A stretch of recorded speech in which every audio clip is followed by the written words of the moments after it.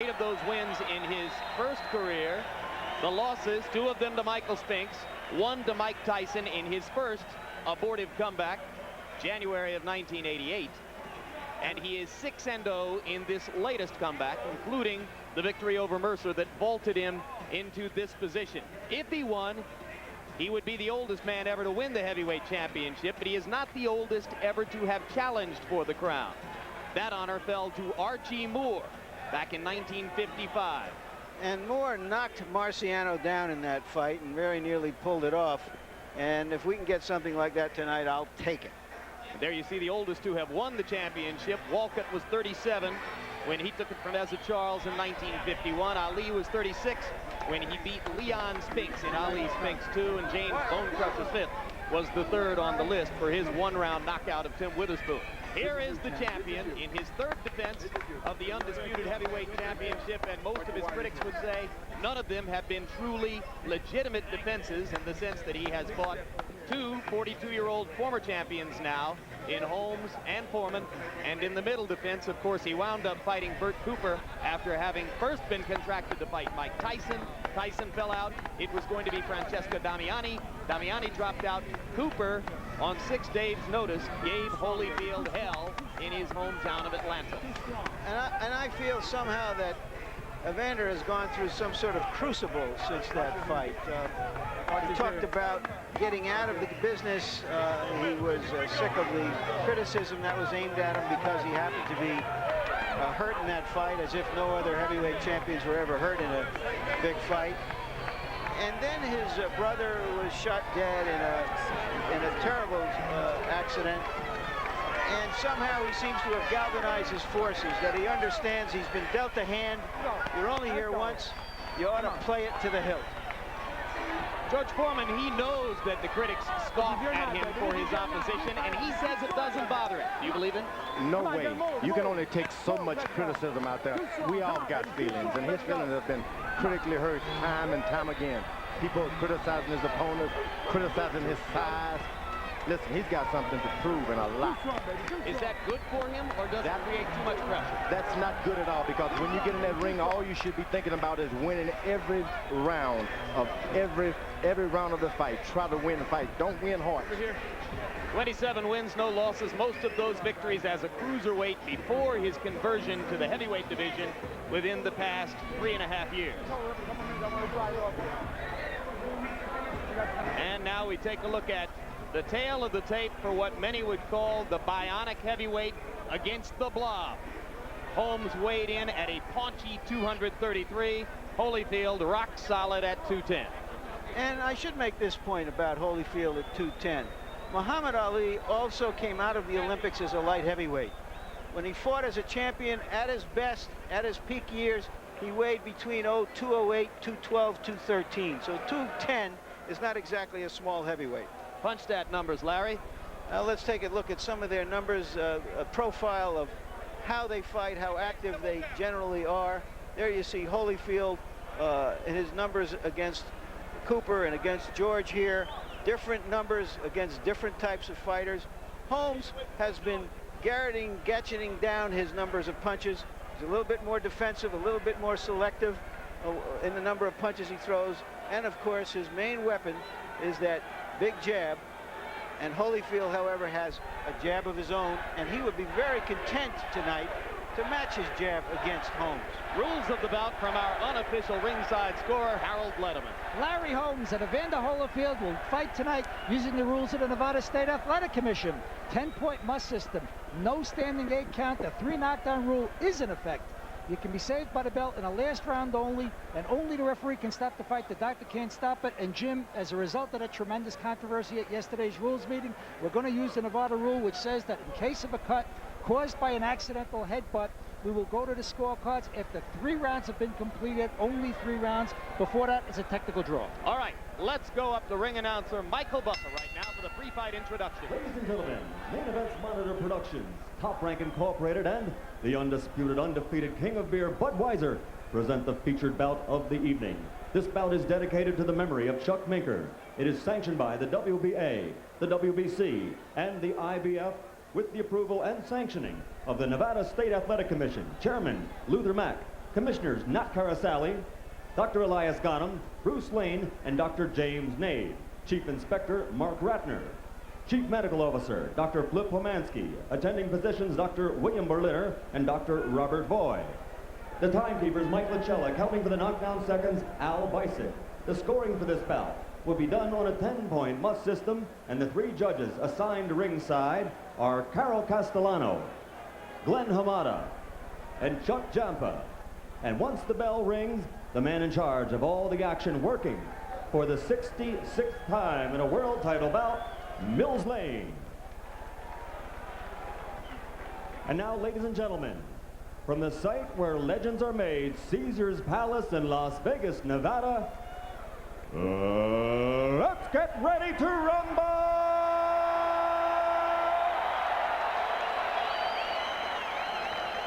12 rounds of boxing for the undisputed heavyweight championship of the world. Introducing first, fighting out of the red corner, wearing their white trunks with red trim and weighing in at 233 pounds. His overall career totals are 54 victories against only 3 defeats, with 37 KOs to his credit. For 7.5 years, he ruled the division, making 15 defenses of the title. Tonight, he returns to Caesar's Palace, where he won it all in '78. Ladies and gentlemen, from Easton, Pennsylvania, the challenger, former heavyweight champion of the world, the Easton Assassin, Larry Holmes.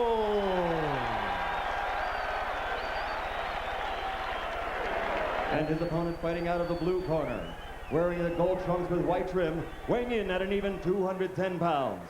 This 1984 Olympic bronze medalist was the first of that great '84 team to win a world title, becoming cruiserweight champion in only his 13th bout as a professional.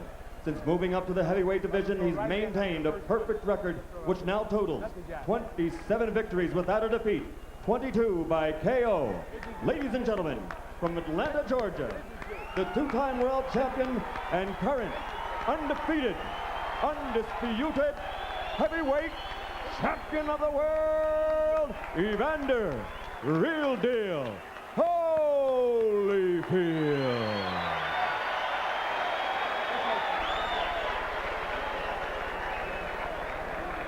All right, gentlemen, this is for the championship of the world. We've been through all the instructions. Expect a tough, clean fight. Protect yourself at all times. Any questions from Mr. Holmes or his corner? Any questions, Mr. Holyfield or his corner? Let's get it on. Okay, baby, let's go. Let's go. Jim, the odds going into this fight were about 4.5 to 5 to 1 in favor of the champion. In my book, if I were making the odds, I think the odds that Holmes has to overcome is closer to 100 to 1. The question is, can he make a fight of it? Can he give us a good show? The bell for round 1.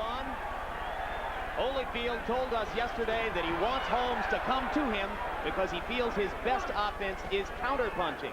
He does not want to swarm and attack and pressure Holmes, as some people believe he should. But that's what got him in trouble against Bert Cooper.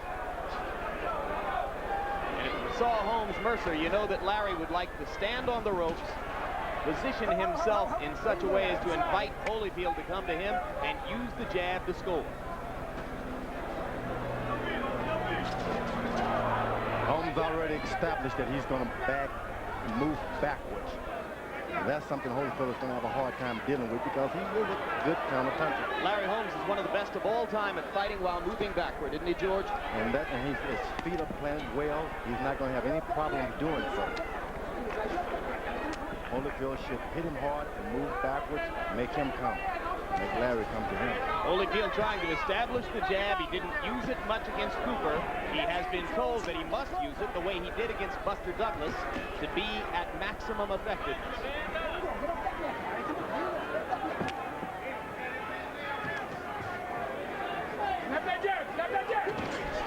Larry Holmes cocks and fires a right hand, but it was a little short. When you're older, you try to hit the younger guys hard to make them come. And that's what Larry's trying to do. Holyfield's looping right hand was slow and late. first punch to the body is a right hand to the rib cage by Holyfield. And you have to wonder how well Holmes will be able to take it to the body if Evander gets there.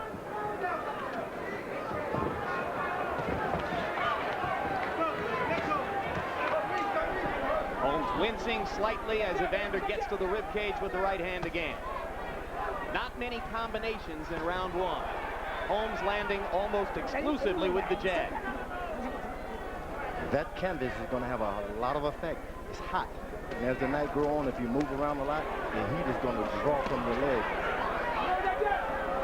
And of course, Holyfield is regarded as one of the best conditioned heavyweights of all time, and Holmes' age and weight speak for themselves. Holmes got Holyfield following him around the ring already, so he's at home. Does it in the gym with sparring partners daily. Temperature at ringside, 88 degrees right now. Both men have worked up a healthy sweat as round one wanes.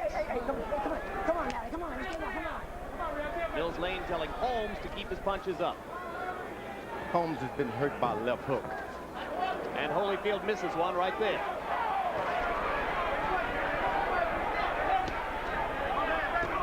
Right hand by Larry Holmes. His best punch of the round right at the end.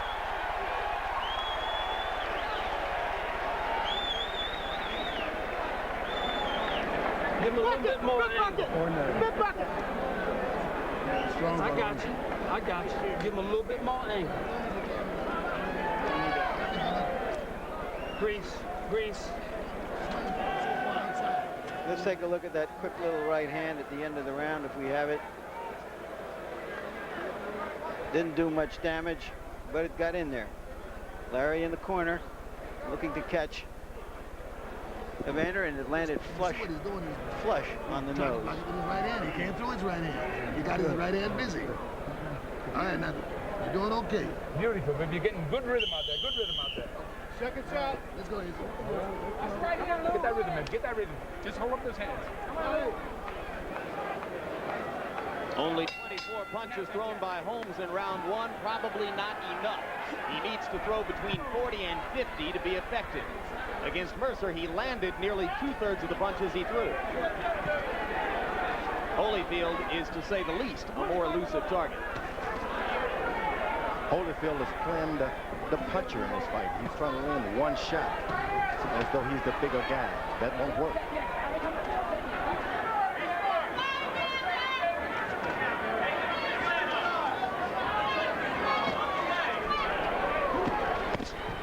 Well, Holmes has found the corner he likes.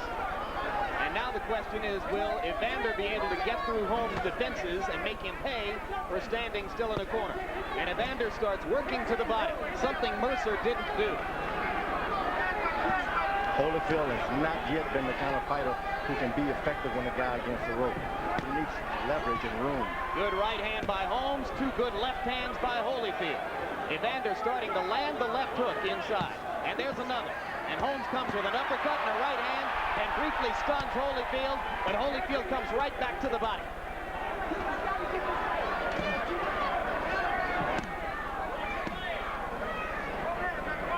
No jabs now.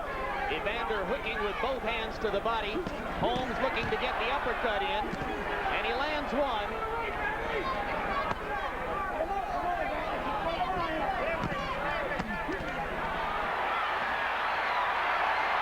Uppercut landed again. Holyfield backed up for a second, now comes right back.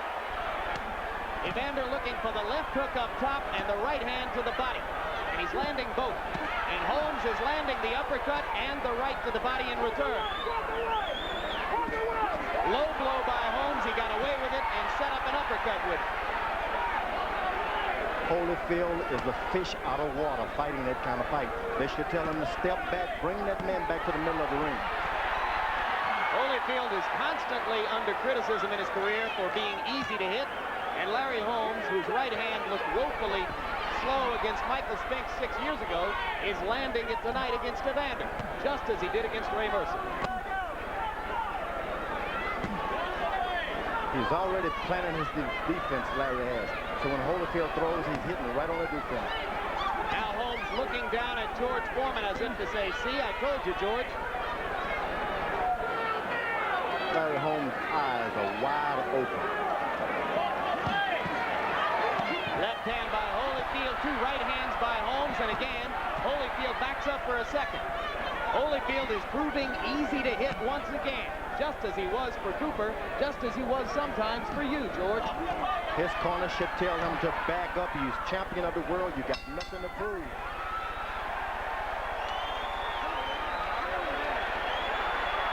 They could have fought that round in a telephone booth.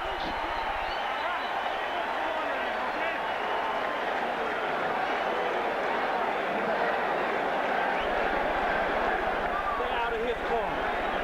Understand? Stay out of his corner. Don't do that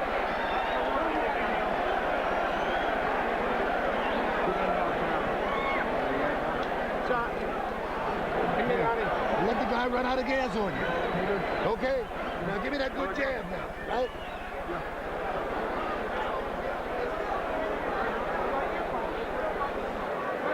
All right, there you see Holmes in the corner, resting and punching at the same time. It's the kind of fight he needs to preserve his energy. Got away with a left hook to the under the body. But I don't get any sense at all that his punches are even stinging Holyfield. No, but they're scoring. Both fighters scored a lot in that particular round, fought exclusively in the corner just above us. Now as round 3 begins, Holyfield is back in the more comfortable environment of the center of the ring. But can he keep Holmes there?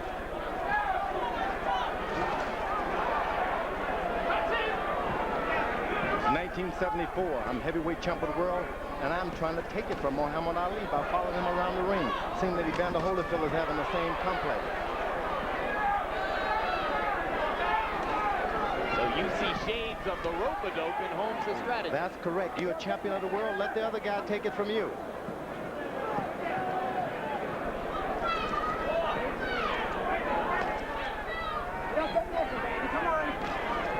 Holyfield is using his jab more in this round, as Georgie Benton, his trainer, instructed, instead of just winging punches. And that is a more effective strategy when you have a fighter on the ropes. Well, there's got to be an enormous temptation against the stationary target to just go in and wail away the way Evander did in round 2. That's right. Larry is taking 1 inch away from the ropes. He jabs, then goes back. Solid right hand by Holyfield over the top. And again, Holmes suddenly unable to defend against right hand leads. Third one missed. 2 most effective punches of the bout so far for Holyfield. Same right hand that Mike Tyson hit Larry Holmes with about 3 or 4 years ago. No, a lot of people would say not the same right hand that Mike Tyson hit him with. Yes, but that's been the punch, the big punch that Larry Holmes is always a little vulnerable to, because he throws the jab so often. And occasionally his opponent will time that jab and come over. Witness his knockdowns at the hands of Ernie Shavers and Ronaldo Snipes, both with the right hand. And later Tyson, of course. Holmes seems to function good when he's hurt, which is a rarity with fighters. That was the great thing about Larry Holmes. He had a great left hand, great legs, but a great fighting heart as exhibited by his ability to take a punch and keep coming back. Well, I'll tell you who else seems to function pretty well when he's hurt, and that's Evander Holyfield. Hey, no doubt about it. His recovery against Cooper was as blindingly rapid a recovery as you'll ever see by a heavyweight who was out on his feet. Holmes had a problem with his vision a little bit. Holmes cracking the counter right hand and landing it twice. Holyfield comes with his own right and misses. Holmes comes back and dominates the exchange. Larry Holmes landing at will with the right hand. And now Evander Holyfield goes back to the body. Evander Holyfield, those left hooks he's landing now are really hurting because they're landing close to the ribs of Larry Holmes.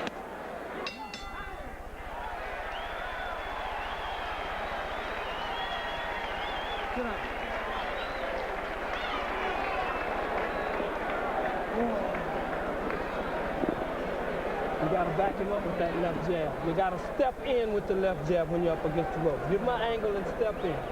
You got him reaching around you, Larry. Straight punches gonna beat him to the punch.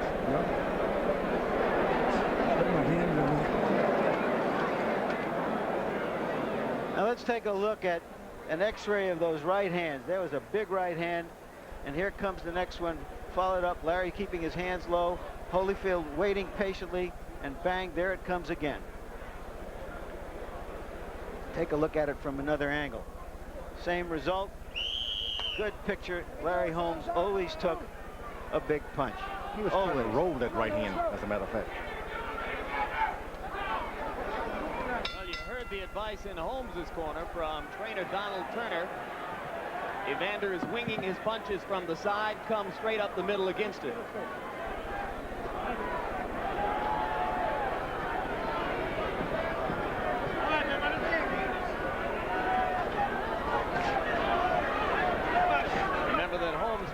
To end round 3. Now he begins round 4 with caution, sticking only a couple of jabs as Evander dances around the ring looking for an opportunity to get next to it.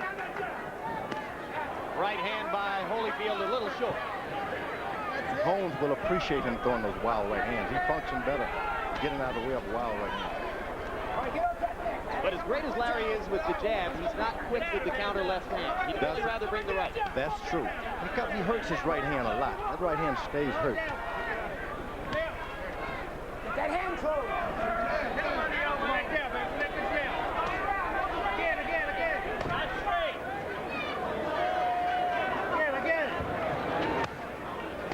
Left hand was blocked by Holyfield. He went down to the body and connected. George, earlier on our intro to this show, you said Larry was going to try to fight 1 minute of the round. That's exactly what he's doing, maybe even a half a minute. He's hardly throwing any punches. He's trying to get Holyfield to come to him. He's playing all defense and hopes to flurry and steal the round honestly. Holyfield is trying power punching. Let me tell you, he's a bit too small for that. He's got to use quickness. Throwing shots to the temple and under the chin. So he should be boxing Larry rather than trying to wail away at him in there. That's right, because the legs and the heat, you're in the desert. You got to preserve every little bit of water you got. But of course, Evander is bound to believe that conditioning is his biggest edge against Holmes. You would think so, but when you see the cuts in his body, that means a lack of water. It's okay anywhere but in the desert. So you're saying that for these conditions at this moment, Larry's is the better body. That's right. He's got the round body. It's a lot of water there. What a lot and other things too. Maybe some beans and rice too.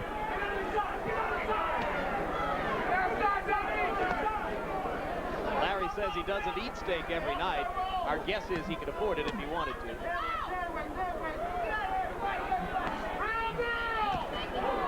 Big left hand by Holyfield again. Now let's see if Holmes tries to steal the last 30 seconds of the round.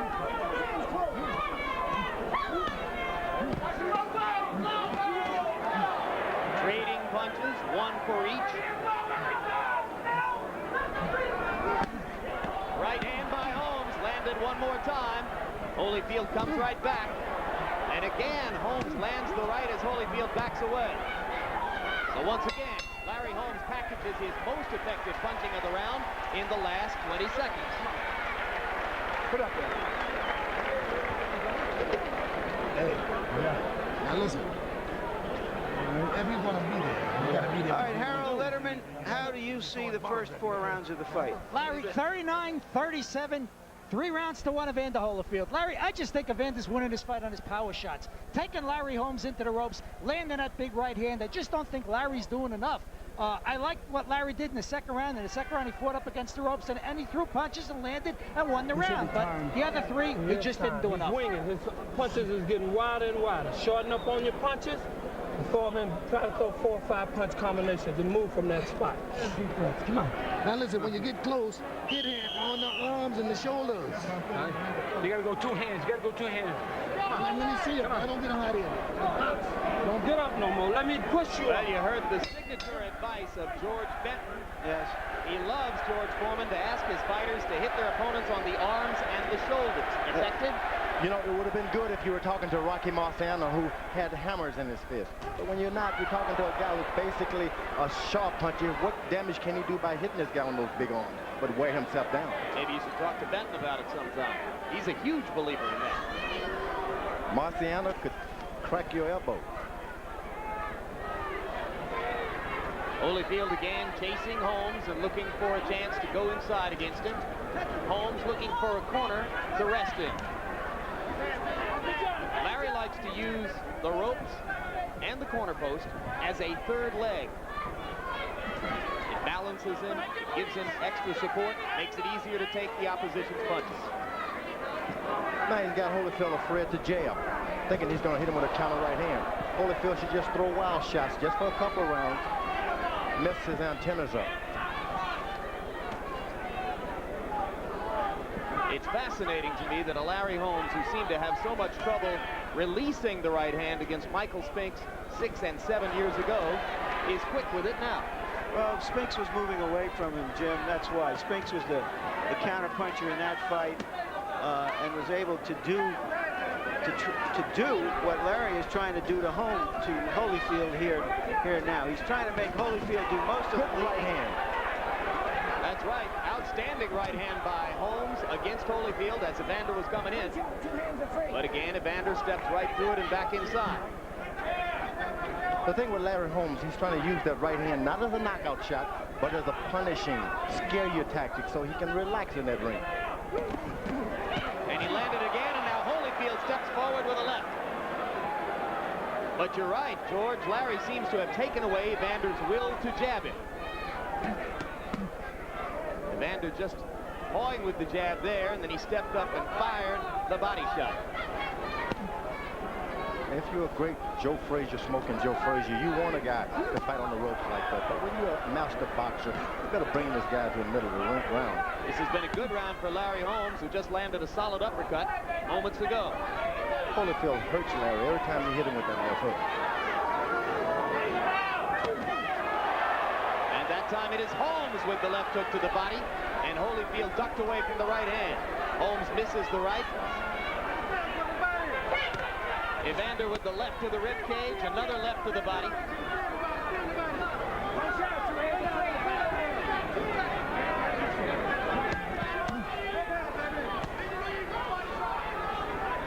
Holmes looking down here and grinning at George Foreman. He's scaring me. He's your fraternity brother. He's scaring me.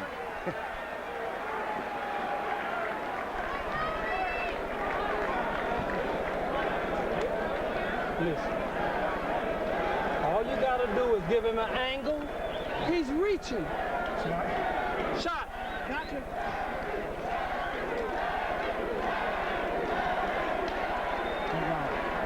Sixth round coming up. Still got a long way to go, huh? It ain't long. Listen, start stepping to him with that jab. Touching him. Walk him down. Be careful you don't run into nothing. That's it. All you gotta do is just give me that jab. All right, now look, drink this water. Drink this water. Got the mouthpiece. Mouthpiece. Now look. Come on, Lou, let's go. Georgie Benton advising Evander Holyfield to throw more jabs. He's only averaging 16 jabs per round. He felt coming into this fight that he could out-jab the old jabber. It's called Jabberwocky, Jim. That's what happened when you hire the same old sparring partners over and over. You do the same old thing in the gym, although you got a lot of rounds, but you're not in shape to go forward jabbing. You're going to have to cross that leg over a little bit and move out of your orthodox style. Holyfield is trying to give Benton the jab, and it set up the chance to land the right hand. There's the jab from Holyfield, and he's landing it. If he goes back to that, he can turn the momentum more back in his direction. No, he's going to get in trouble trying that jab, but sooner or later, Holmes is going to invite him into the right hand. You got to pull Larry Holmes to you if you are Evander Holyfield. Right hand again by Holyfield. But Holmes grins at it. How do you pull a classic counterpuncher into you if he doesn't want to come, George? You give him an inch at a time. You hit him and you move away an inch. You hit him and move away an inch. And finally he sees, hey, where's the rope that was supposed to be behind my back? It's not there. You don't do it all at once. Hey, guys, with two guys who prefer counterpunching in there, we had suspicions we'd be looking at a very dull fight. It hasn't been that bad so far. A great fight. Holyfield has really been a good aggressor. I didn't think he could do it. Do you think it's the right thing for him to do? He doesn't know how to do it, but he's creating a fight for the fans. And you got to do that. If people pay the money, you got to give them a fight. When we spoke to Evander yesterday, it was clear, if you read between the lines, that he was worried about a dull fight, and he wanted to be sure there would be something for the fans to remember here.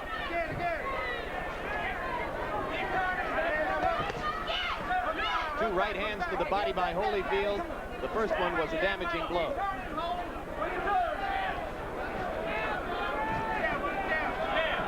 We should keep in mind that Holyfield is the champion. He is the aggressor. In close rounds, that's going to be to his favor.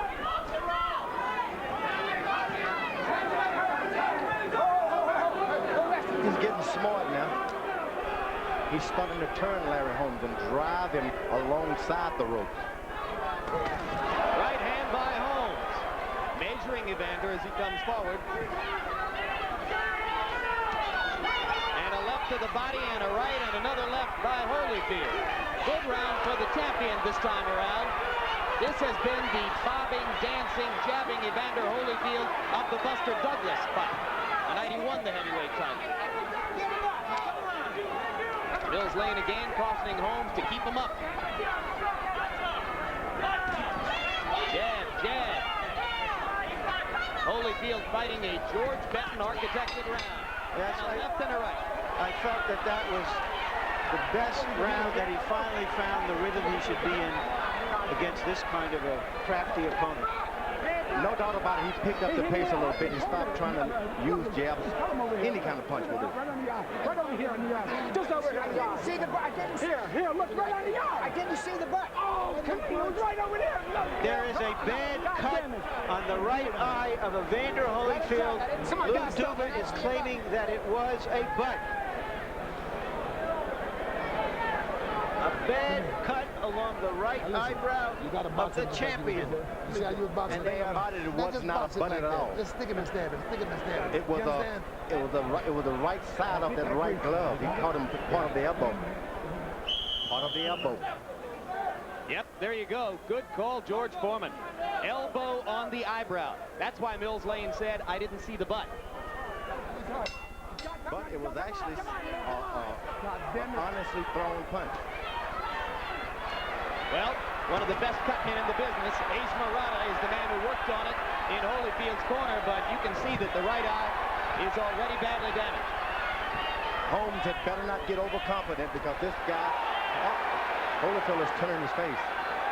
He's in trouble, George. Holmes better not start that. The blood flowing across Evander's right eye. It appears to be compromising his vision. In the 6th round, he landed 59% of his punches, but he'll be a different fighter now. Now, what's the danger for Holmes, George? To start getting overconfident, going for that eye, and this guy can throw a good shot, a good counter right hand, catching Larry reaching in.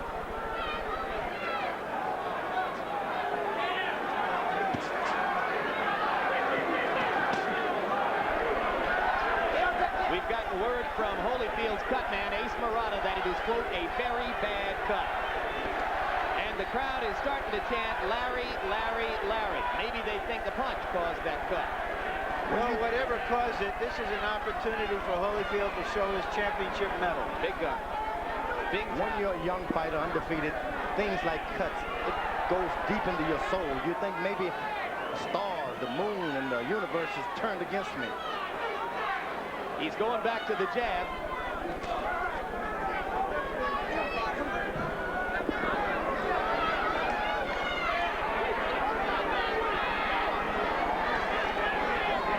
Now, it seems to me, George, that Larry's job here is to flick the jab, flick the jab, flick the jab constantly into Evander's eyes. No, the jab is on the wrong side, because if he goes reaching with that jab too much on the left side of Evander Holyfield's face, he's going to get caught with that left hook that Evander's been trying hard, desperately to land all night.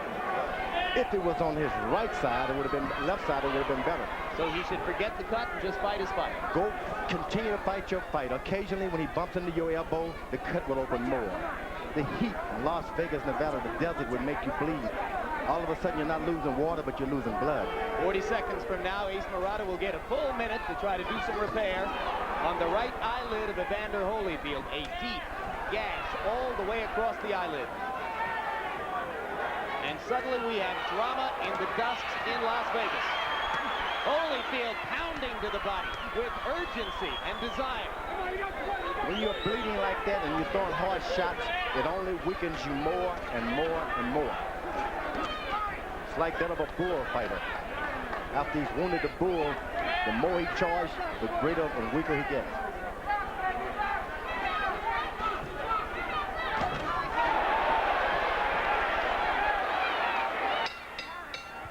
It's Ace Murata time in Evander Holyfield's corner, and we'll watch him go to work.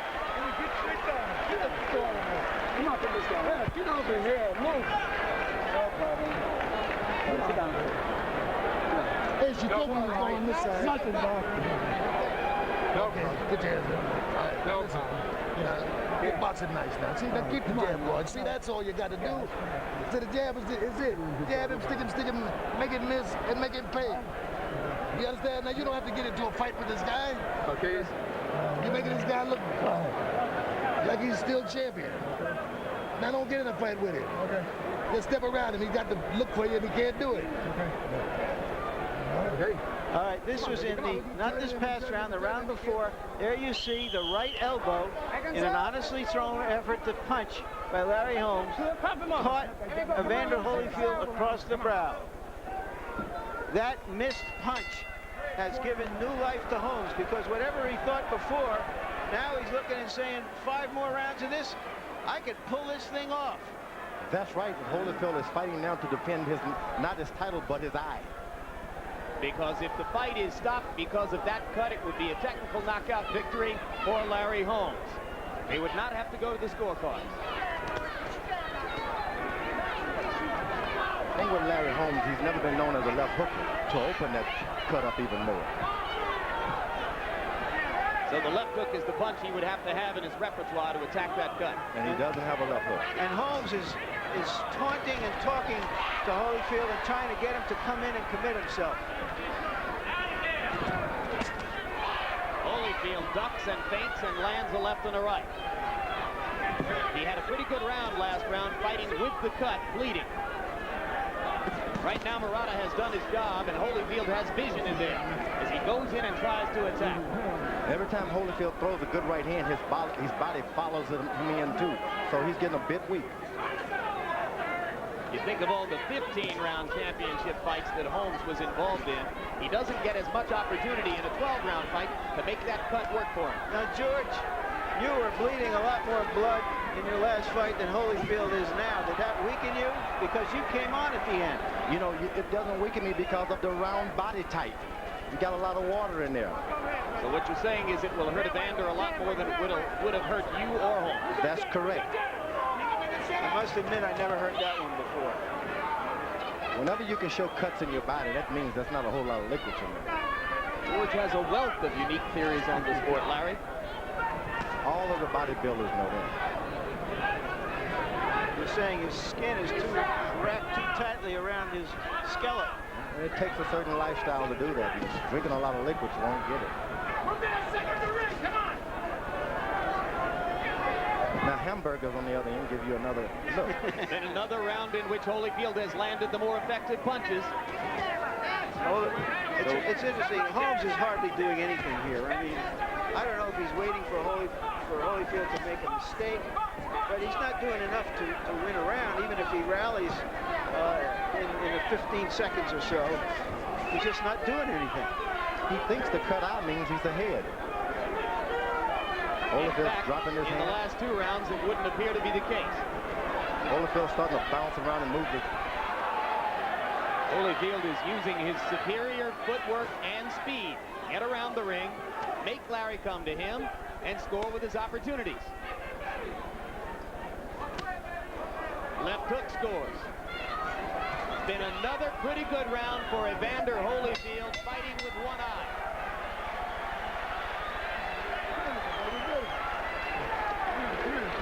Come on, sit down over here. Come on, put that up. Right there. Okay. Now the jab is working good for